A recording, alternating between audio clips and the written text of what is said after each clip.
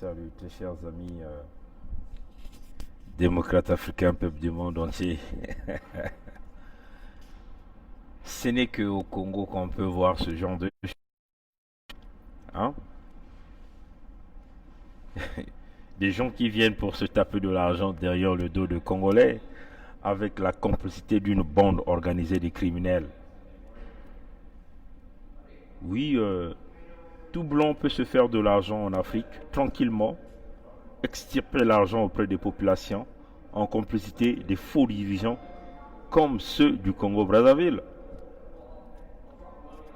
Je ne peux pas me permettre de comprendre que Jacqueline Mikolo réalise un transfert de plus d'un, quasiment un milliard, quasiment 600 millions de francs CFA au Canada, auprès du centre hospitalier universitaire de Montréal, le CHUM de Montréal. C'est incroyable. Alors qu'il y a des urgences qui devaient se faire dans ce pays. Quelle est cette subvention-là? On ne peut pas comprendre ça. Moi, je me pose la question. Est-ce que c'est pas le blanchiment d'argent? Hein? Moi, je pense que c'est simplement le blanchiment d'argent parce que un État qui est conscient et sérieux ne peut pas tout d'abord se permettre de prendre son argent, le transférer dans un compte à Montréal pendant beaucoup de mois et il n'y a aucun changement qui se fait au niveau du centre hospitalier et universitaire de Brazzaville. Chers amis, c'est le blanchiment d'argent du Congo qu'on a trouvé un créneau par des soi-disant gestionnaires qui sont des Canadiens. Comme d'ailleurs a su le dire le syndicat, qu'il y a une équipe de 11 individus, dont certains n'ont jamais mis pied à Brazzaville, mais ils perçoivent leur salaire depuis plus de 8 mois que le patron du CHU, le Canadien, est arrivé au Congo. Non, chers amis, ça suscite qu'il y ait une enquête internationale. C'est incroyable. Oui, nous venons de voir la documentation signée par Jacqueline Mikolo. Et c'est la femme de Moulou qui travaille au trésor du Congo, qui a donc décaissé les fonds. Donc le virement s'est fait à travers un compte BAC à plus d'un milliard 600 et quelques millions de francs CFA, chers amis. Ça, c'est l'escroquerie. C'est l'escroquerie. Subventionné par une équipe, soi-disant, du centre hospitalier et universitaire de Montréal pour gérer l'hôpital de Congo-Brazzaville. Et pendant ce temps, l'hôpital est abandonné. Des gens meurent, des moustiques attaquent des patients comme des prédateurs. Et nous sommes là, le peuple congolais, en train d'acclamer. Mais Sassou, c'est un fou. Le régime de Sassou est malade. Non, pour une première fois, moi j'insulte ce type de fou. Parce que je ne peux pas accepter que, bon, vous avez une fenêtre de votre maison est brisée, que vous avez des gens qui sont capables de pouvoir réparer cette fenêtre dans votre quartier, vous allez donc faire le transfert de cet argent en France pour soi-disant chercher un charpentier qui va revenir pour fixer la fenêtre de votre maison. Mais ça, c'est du jamais vu. Il n'y a qu'au Congo qu'on peut voir ce vol, ce escroquerie devant tout le monde. C'est-à-dire que on est face aux caïds, hein, les gens qui se disent que non, non, non, non, on peut, rien ne va nous faire, rien ne va se faire. Du centre hospitalier universitaire se pose une question simple. Où est le milliard 600 millions de francs CFA qui a été décaissé et qui devait servir à acheter de nouveaux matériels et des produits de soins pour ce plus grand hôpital du pays? Les fonds ne sont plus dans les caisses de l'État. Ils ne sont pas non plus dans celle du CHU. Loïcia Martial, les syndicalistes mettent en cause la direction de l'établissement et le ministère de la Santé. Les fonds détournés ont été décaissés du trésor public au profit du CHU depuis avril dernier. Mais tout cet argent aurait pris la direction du Canada, pays d'origine. de l'actuel directeur général du CHU qui a pris ses fonctions il y a 8 mois. Président de l'intersyndicale du CHU, Victor Bienvenu Kouama dénonce un détournement odieux. Le directeur du cabinet de Madame la ministre est venu nous affirmer en plein comité de direction que cet argent avait été utilisé pour autre chose.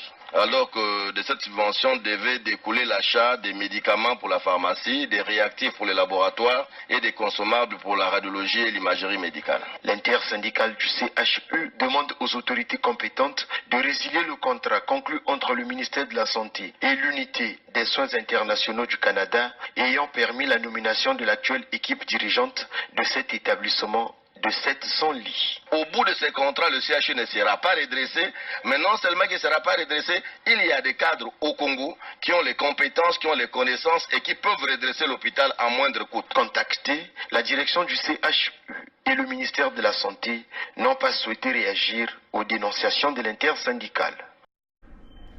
Ce que les syndicalistes de CHU doivent faire, c'est de fermer les portes de l'hôpital et de vider les lieux.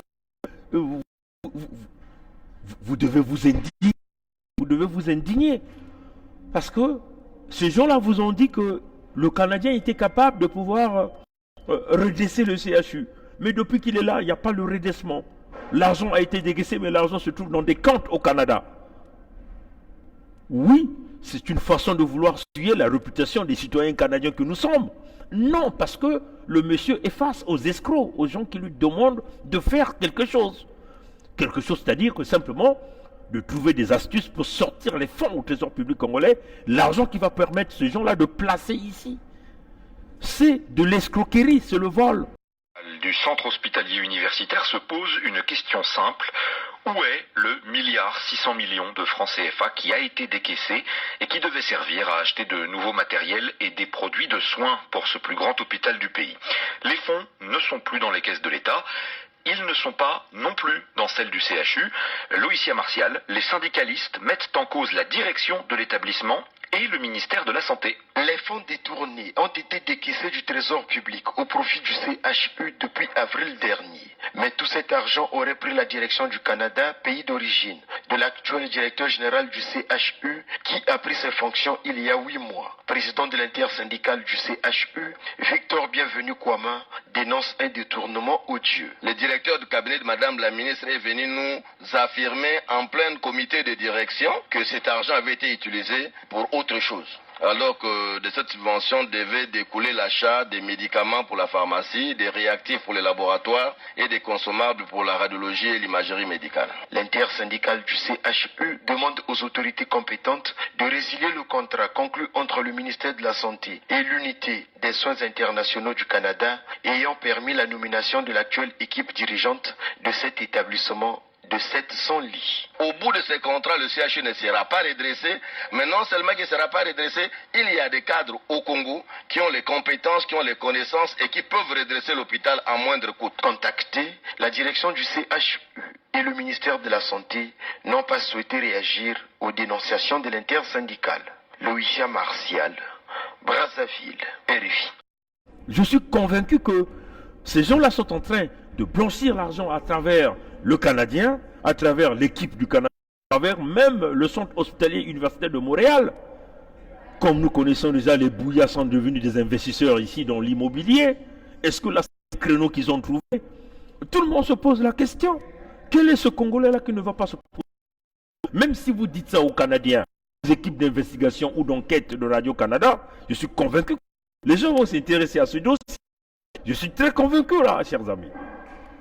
Non, moi, quand j'ai vu le document signé par Mikolo et la femme de Mboulou qui décaisse de l'argent, mais ils placent de leur argent ici. Ils sont ici.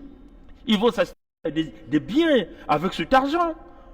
Comment ça fait-il que depuis cet argent a été décaissé, rien n'est fait au niveau de Brazzaville, au niveau du CHU de Brazzaville? Nous avons tous vu cette vidéo où les insectes sont en train de s'attaquer aux patients comme des prédateurs affamés.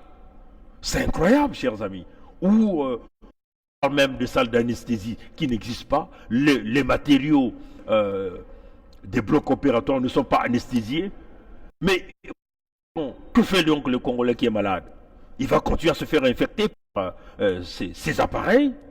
Non, chers amis, c'est une affaire grave. Et nous pensons que nous devons, déjà, on va le faire. Hein. Nous allons contacter l'équipe d'enquête de la Radio-Canada. On ose croire que ces gens-là, ce dossier va leur plaire pour aller essayer de regarder ce qui se passe, chers amis. Bon, Mikolo, vous la voyez, une face, un visage de poupée, joli, mais c'est une voleuse, oh Mikolo. Mikolo est dans un régime où même les femmes perdent carrément la notion d'éthique, la notion de mère, la notion de la conscience. C'est ça qui est la vérité, chers amis. Donc, on le dit, chers compatriotes congolais, il va falloir que nous puissions nous indigner avec la plus grande énergie, inacceptable. Pendant que les gens meurent, il y a des urgences, mais l'argent a été transféré dans un compte au Canada depuis plus de 8 mois. C'est incroyable, c'est incroyable. Et quand les pauvres syndicalistes se mettent à crier, il n'y a aucune solution. Parce que, vous savez, hein, avec le régime Sassou, il faut les amener aux extrêmes. C'est-à-dire que les syndicalistes doivent fermer le CHU.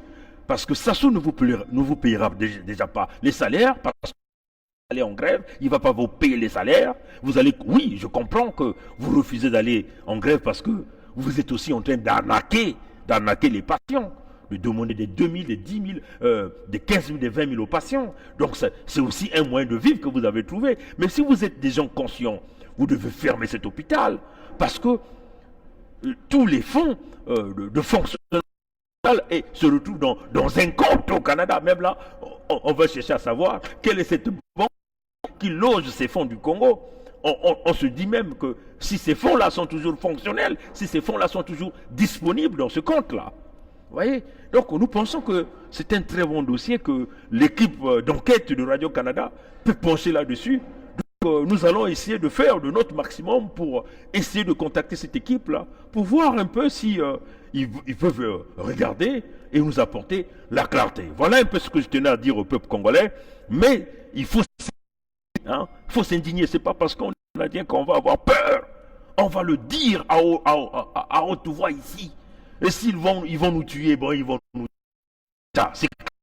Parce que ça, c'est une escroquerie. C'est le blanchiment d'argent du Congo. Parce qu'on ne peut pas comprendre que si vous avez des matériaux à acheter, mais vous allez simplement acheter des matériaux, vous allez expédier ces matériaux, ça va arriver au CHU. Loger cet argent pendant plus de 8 mois dans un compte au Canada, ça n'a pas de sens, chers amis. Les matériaux, plus de 8 mois, les matériaux seraient déjà arrivés. Parce que, oui, les commerçants sont là, ils attendent l'argent. Vous leur donnez l'argent, ils vous livrent la marchandise. Et le bateau, ça 1 mois, 2 mois pour que ça arrive à Brazzaville ou à Pointe-Noire. Et pour que ça arrive à Brazzaville, 8 mois, non. Ça se... Alors, chers amis, ouvrez grandement les yeux. La lutte continue. Ingeta. Voilà.